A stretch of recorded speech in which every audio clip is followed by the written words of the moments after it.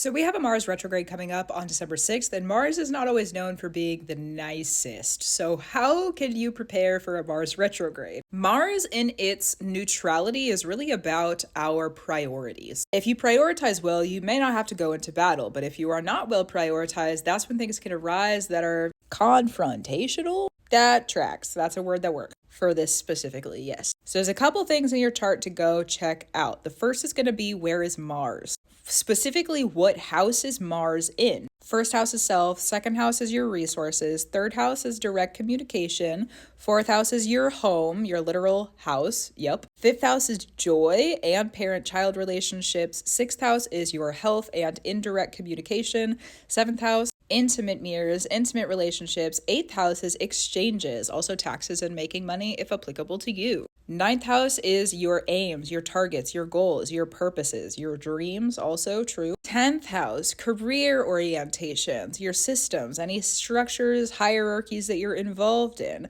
11th house, your social circles and spaces. 12th house, any transitions and spiritual practices. Check it before you wreck it, because if you can get your priorities in order it. If you could get your priorities in order in those areas or in that house where Mars is, probably you're gonna be pretty good.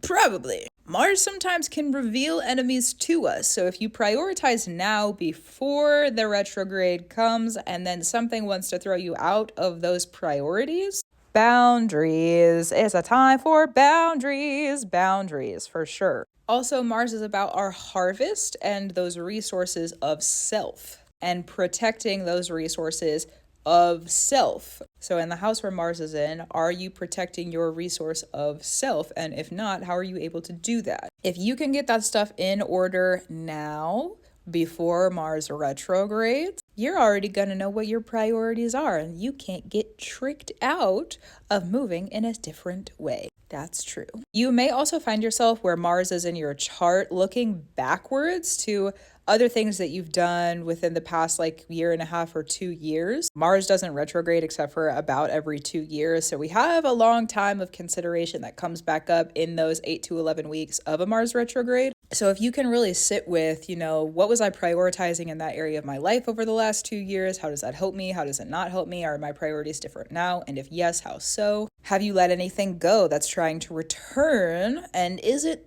a priority now? If you let it go, then probably not. We're also coming out of a Scorpio season when this is happening.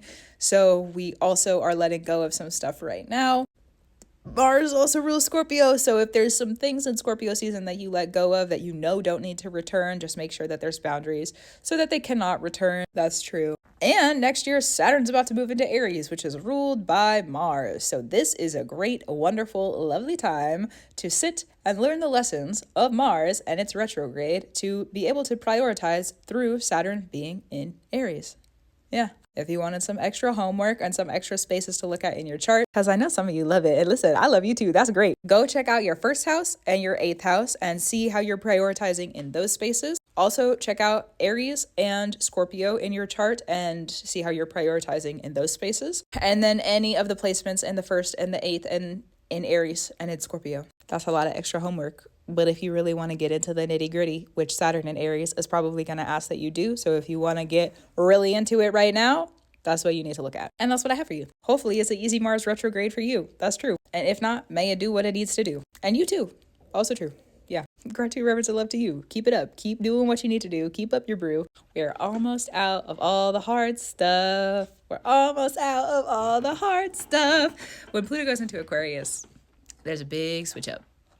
And that's what it is. Okay, anyways, I'm a go now. Have fun with your studies, and I'll talk to you soon. Bye.